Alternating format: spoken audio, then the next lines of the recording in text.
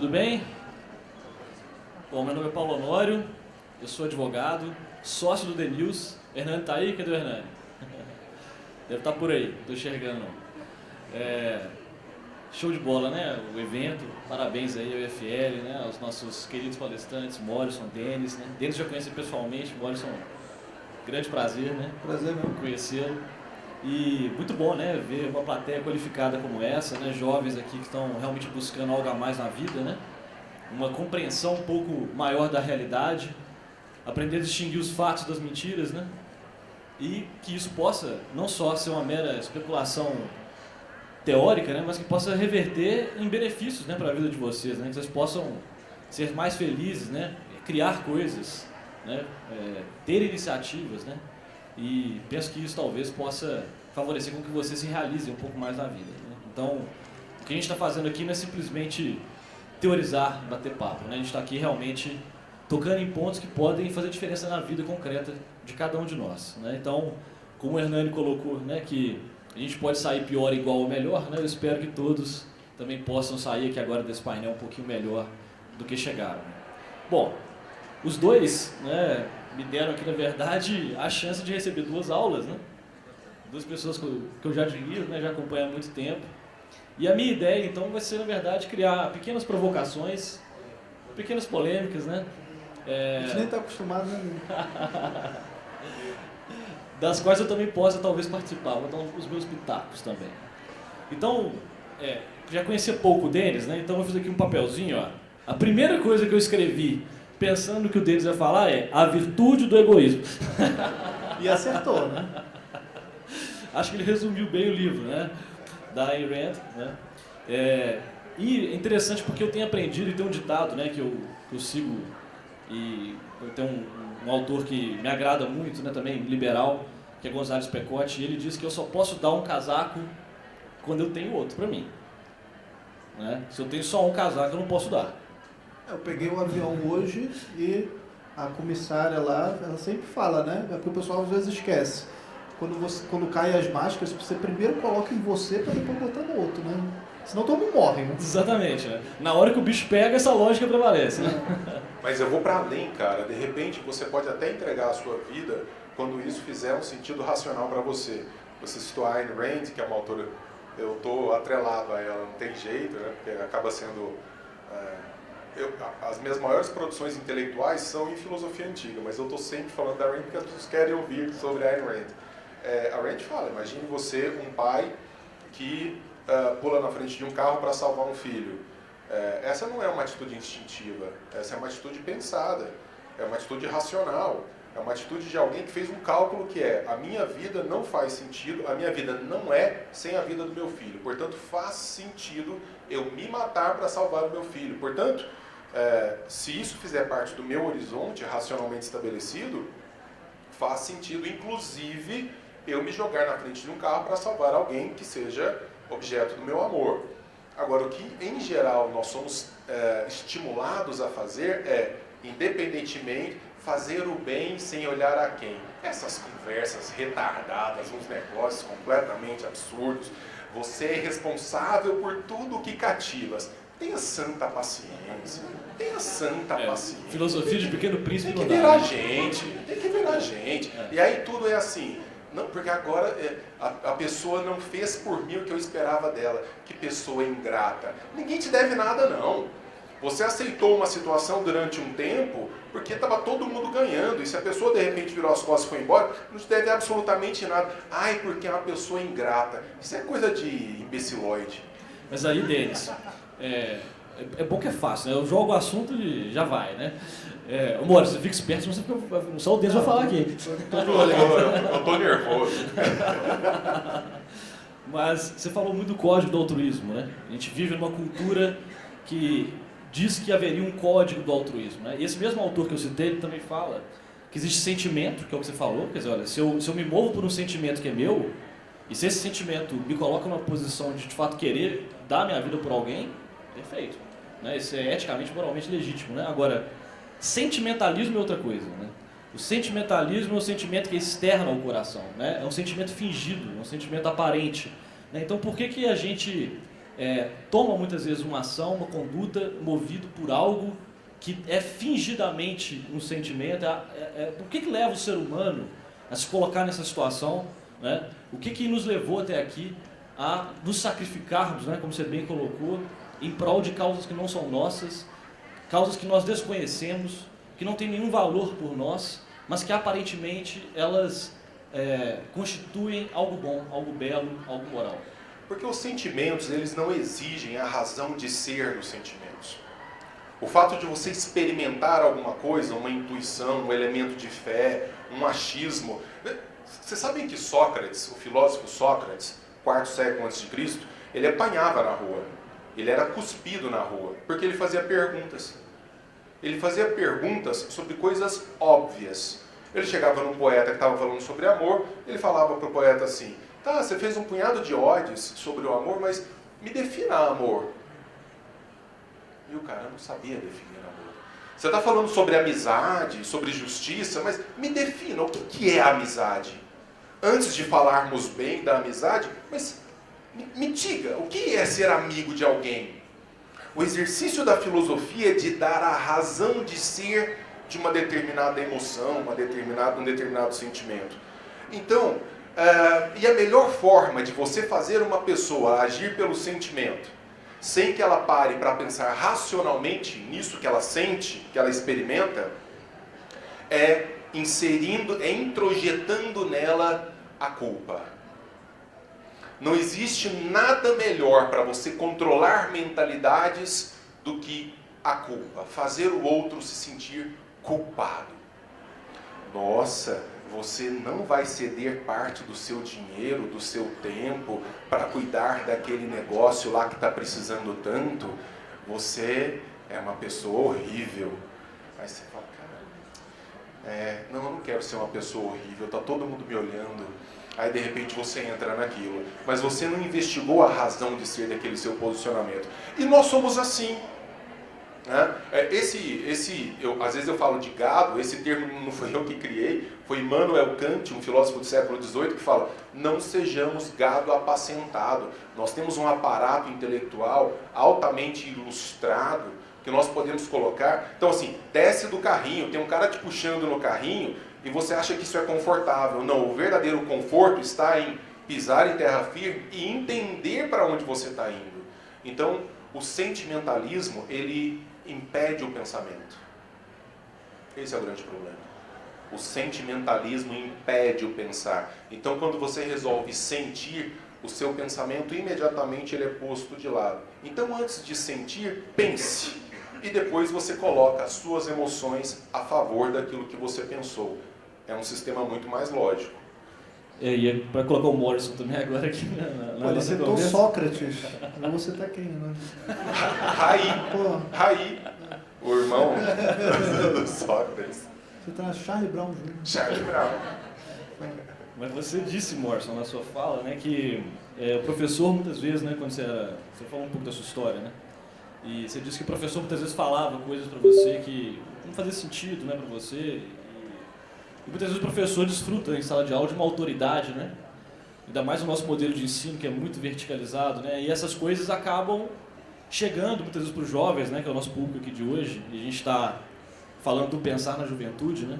Como verdades absolutas, né? Como se não houvesse uma outra versão daquela mesma história, né? Ou daquele mesmo fato. E, inclusive, o próprio Brasil Paralelo está com um projeto muito legal, né? Sendo atacado por isso também, né? Que é o Brasil Paralelo nas escolas. Queria que você também comentasse. Sim. Mas isso me lembrou muito um artigo do Olavo que chama O Imbecil Juvenil, que é uma provocação a todos nós, tá? Não, nesse sentido, somos todos juvenis, né? O imbecil juvenil, mas sobretudo quando chega uma certa fase da vida do jovem, né? Em que ele quer pertencer a um grupo porque ele não confia em si mesmo. Então ele quer o grupo porque ele sozinho não basta, né? E para entrar no grupo, ele tem que passar por um rito de sacrifícios, né, em que ele abdica da sua individualidade em prol desse grupo, para ser aceito, abdica das coisas que ele acredita e que valoriza, inclusive a própria família, porque é nesse momento, normalmente, em que esse jovem se volta contra seus pais, né, para fazer parte de grupos que, na verdade, tomam dele coisas que lhes são valiosas e que depois custam caro para retomar, né? Ele acha que é o revolucionário porque está indo contra a família. Pô, ser revolucionário é justamente você ficar do lado da tua família, porque tá todo mundo fazendo isso, entendeu? O resto, né? Todo mundo tá indo contra a família, tá querendo, né, causar e entrar nesses grupos coletivistas, fazer, agora eu estou sendo revolucionário. Pô, revolucionário tu ficar de boa com teus pais aí, né? Então... Mas conta mais pra gente, Morrison, como que o Brasil Paralelo, você, e o que você acha que todos nós podemos fazer para dar mais defesas mentais, né, para a juventude que passa inevitavelmente sempre por esse mesmo processo, né, de forçadamente ter que abdicar um pouco da sua individualidade em prol de coletivismo. Né? Maravilha.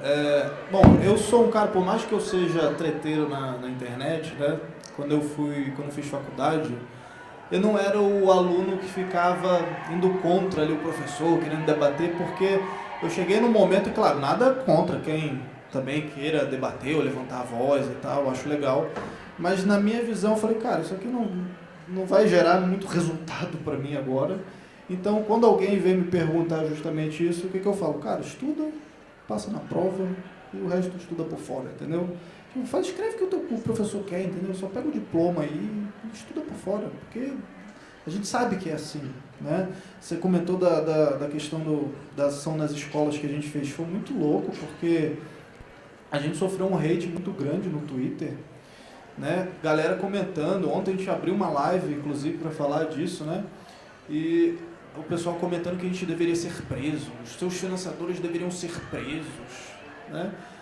Porque simplesmente nós levamos heróis, né, personagens da independência, no ano do bicentenário da independência, para falar de independência. Foi só isso que a gente fez. A gente levou os caras na escola, tipo, figuras históricas, né, o Dom Pedro I, Dom Pedro II, Leopoldina, Isabel, Bonifácio. A galera não sabe quem foi Bonifácio, nosso patriarca da independência, entendeu?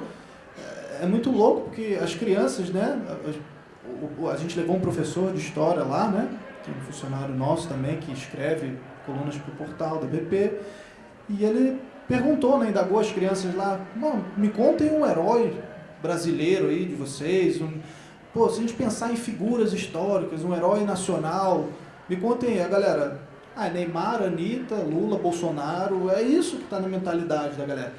E o pessoal acha que ali, né, por ser a Brasil Paralelo e por estarmos ali na escola, já é algo necessariamente político. A gente não foi para falar de eleição, não foi para falar de lado A, lado B, não interessa. A gente foi para levar a história que não é, muitas vezes, que nos é negada, né, dentro do colégio ali. Então ficou muito evidente, assim, como tem um lado que tenta suprimir o discurso, porque ele já é hegemônico, né, então ele não dá palco para o contraditório. Da nossa parte, da minha parte, eu imagino que da parte do Denis, né? Nós não estamos querendo proibir essa galera de levantar a voz contra nós e de criticar e tal, mas, cara, se tu quer criticar, então critica com embasamento, pô. Não é chegar e falar, vocês são uns bandos de fascistas, tá bom, tu assistiu o documentário? Não assiste mais porque é um absurdo vocês fazerem isso e levar a história. Tá bom, você assistiu o documentário? Porque eu não... Assiste, cara, assiste para criticar primeiro, é só isso. Sabe, eu não estou pedindo nada demais, sabe? Então é realmente muito doido como hoje a gente precisa lutar pela nossa paz, assim, também, né? A gente fica achando que a gente precisa só deixar o boi passar, as coisas acontecerem, a gente não precisa... Para a gente ter paz, a gente não precisa guerrear, mas na real a gente precisa guerrear pela nossa paz, né? A gente vê isso, inclusive, na história, né? Então... Eu imagino que seja por aí, sabe? Se você me permite um acréscimo, o processo de formação intelectual, o processo de formação de qualidade é um processo profundamente doloroso, porque ele é um processo de inconformidade, muitas vezes, com aquilo que intuitivamente nós achamos. Quem fala muito disso é um autor que todos deveriam ler, chama-se Thomas Sowell. O Thomas Sowell, ele diz assim, olha... Todos nós temos, até pelas influências familiares, a frequentação dos nossos avós, dos nossos pais, dos nossos amigos de infância, dos nossos tios, a gente vai criando uma rede de valores e princípios que é uma rede que ela adere sem razão de ser, ou seja, a gente não conhece as causas do porquê nós portamos aqueles princípios e valores. E quando você começa um processo formativo decente, você tem que deixar de lado essas intuições e buscar só aquilo que te conforta e conviver com aquilo que traz um profundo, muitas vezes, um profundo desconforto intelectual em você. Aí você começa realmente a fazer coisa séria. Então, às vezes, né, tem os meus livros aí, algumas pessoas falam assim, Denis, se eu vou ler esse seu livro, eu vou deixar de acreditar em Deus? Sei lá. Não sei nem como é que é esse Deus seu, porque hoje em dia as pessoas privatizaram Deus. Assim, o meu Deus, então tá, eu não sei nem quem é o seu Deus.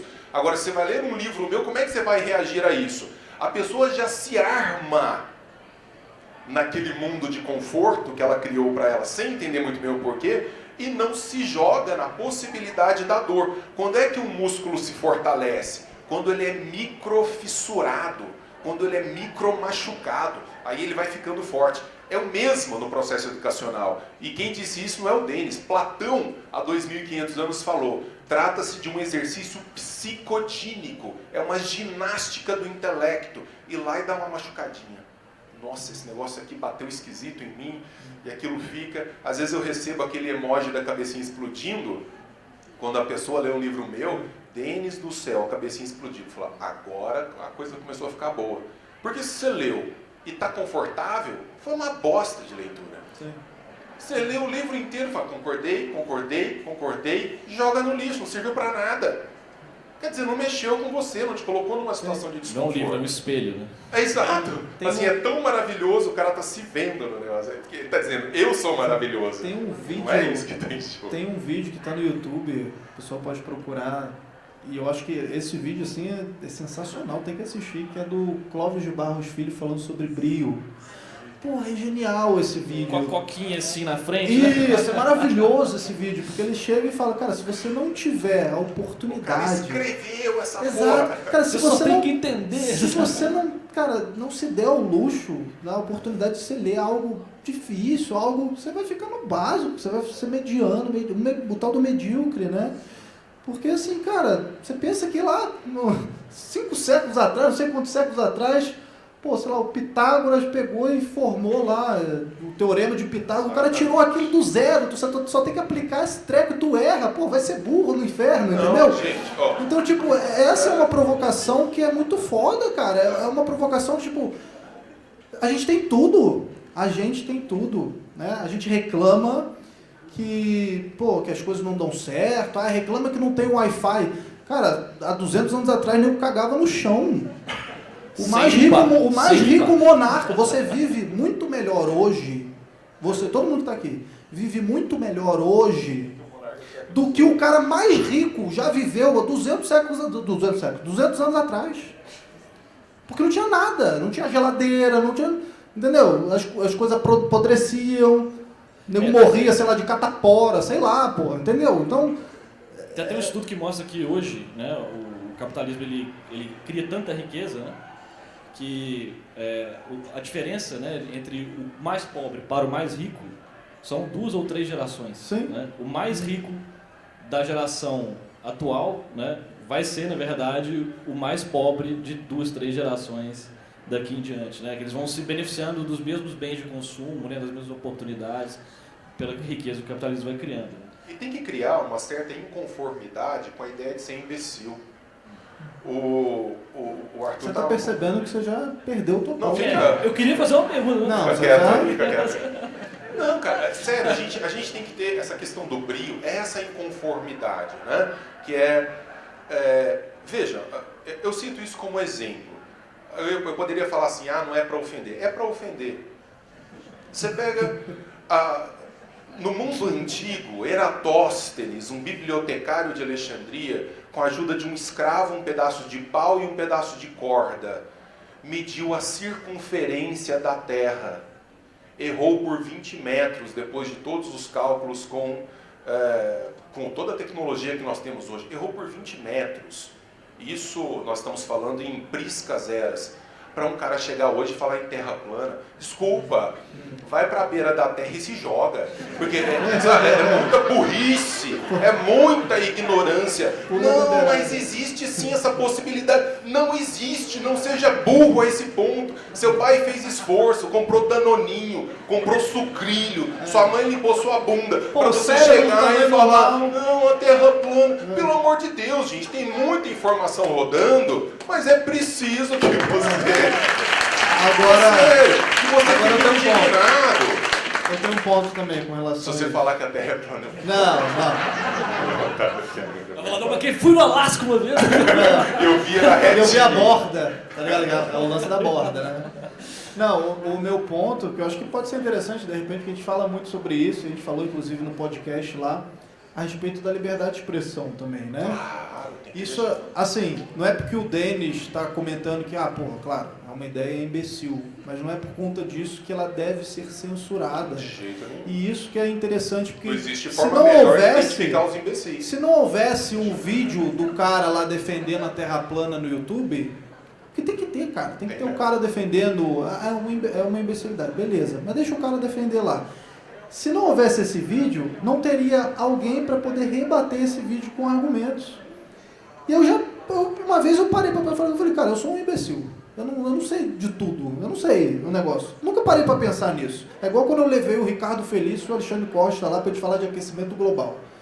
Né? Então todo mundo fala do aquecimento global. E ele defende a tese que não existe sequer o aquecimento global. Eu achava que ele ia defender que não era causado pelo homem, né? Mas ele defende que nem existe. Eu falei, caraca, eu nunca parei para pensar nisso, mas deixa eu ouvir o cara. Entendeu? E quando a gente fala dessa questão, por exemplo, da Terra plana, ou de qualquer outra coisa, os caras botaram o vídeo lá no YouTube. Aí tem um vídeo contrário lá, defendendo, né, que a Terra é circular. Beleza. Ouve os dois argumentos e forma a tua opinião. Tu vai ver que um faz muito mais sentido do que o outro. Mas precisa ter esse debate de ideias. Se isso não acontece, não existe medicina, não existe ciência, não existe nada. Você suprime um negócio que, isso aqui a gente não pode falar. Né? E quantas pessoas ao longo da história não foram presas só porque emitiram opinião? O próprio Jesus Cristo foi preso, foi morto por abrir a boca. Sim. Sócrates. Você está falando tantas personalidades, eu estou tentando... Aristóteles... Giordano Bruno, eu puxei Clóvis e eu puxei um Jesus Cristo aqui para dar uma... Então, vamos jogar mais uma pergunta aqui para dar uma dinâmica diferente. Né? Tá legal, mas vamos botar uma dinâmica diferente. Nós estamos falando de terraplanismos, né? Então, não existe só um, né? Existem vários. Tem os terraplanismos econômicos, né? Sim. Todos os tipos de terraplanismos, sim. Então, nós estamos falando no fundo de mentiras. E, para te agradar, eu vou citar a Ayn Rand, tá? A Ayn Rand, então, ela diz que o homem que mente para o mundo é escravo do mundo dali em diante. Né? Porque esse mundo vai cobrar dela a mentira que ela sustentou.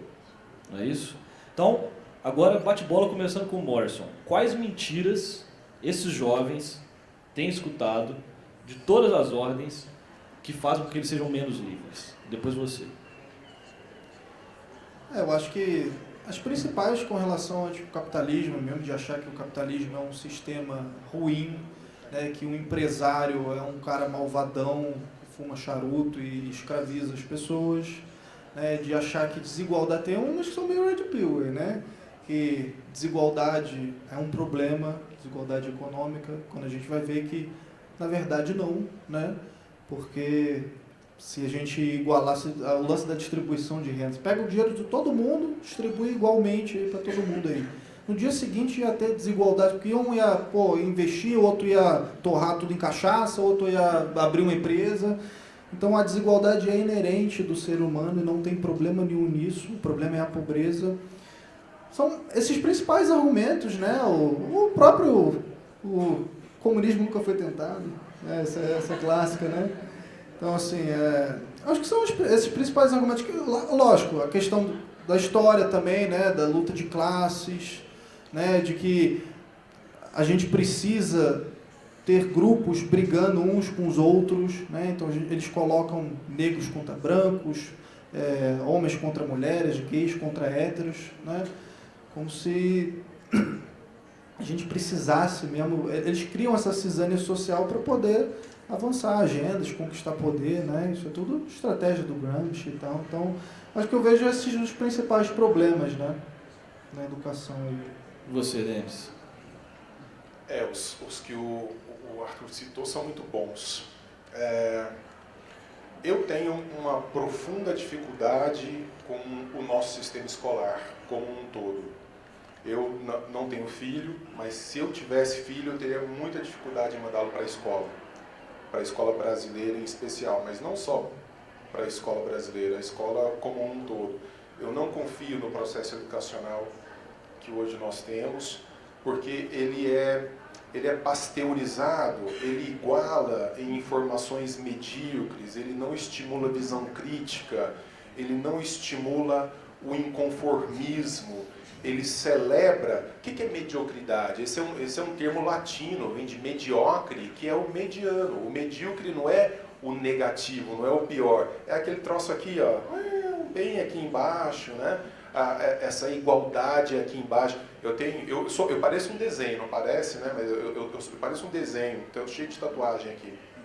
E uma delas diz parvum parva decent, que é uma frase de um filósofo latino chamado Horácio, que é as coisas medíocres a quem for medíocre. Tem gente que gosta de mediocridade, então que celebre a mediocridade, mas o fato de nós sermos de alimentarmos a nossa inconformidade, de gostarmos mais das perguntas do que das respostas, né? Eu acho que a escola faz um péssimo papel, porque ela é uma escola que trabalha só no universo da resposta e muito pouco no universo da pergunta. E nós devemos ser perguntadores profissionais, né? Então, não acreditar naquilo que nos é dado de imediato. Ter aquilo que o filósofo Nietzsche chamava de a faculdade das vacas, que é a faculdade de ruminar. Joga para dentro, não precisa dar resposta agora, né? Rumina. Não precisa postar correndo na sua rede social um posicionamento sobre um tema que você desconhece. Não é feio não saber, né? Aliás, um dos maiores gênios da história da humanidade celebrava a sua sabedoria exatamente por admitir que nada sabia. Então é um pouco recuperar essa dimensão do só sei que nada sei e preciso desse processo. Agora, a mentira, a dissolução dos fatos, isso está para todo lado, né? No discurso político, no discurso religioso, no discurso cultural, e ele nos ataca de todos os lados. Vou falar só uma então, porque eu já estou vendo ali a Catarina, significa que o nosso tempo acabou, né? Mas, talvez... Fecha a porta ali, fecha a porta. Fecha a porta. Vai embora, Catarina. Talvez... Cortou nossa... Cortaram. Censura, censura! Que é censura. isso? Cortou? Aí 5. Ai, sim. Então cortou mesmo. Cortou. Cortou.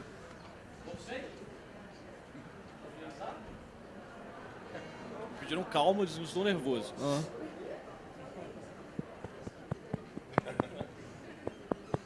Não ouviram nada do que a gente falou. Isso é porque eu mostro. Eu sou sempre o cancelado.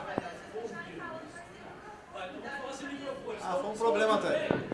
Aí, voltou. Agora voltou, beleza. Então eu ia dizer que, vou falar uma mentira só. Que é, pra mim, é o seguinte, eu posso resumir ela talvez dessa forma. Isso talvez tenha a ver um pouco com o objetivismo. Posso falar uma bem direta? Vai. Nós precisamos dos políticos para resolver os nossos É isso que eu problemas. ia dizer. Cara, você tirou aqui, ó.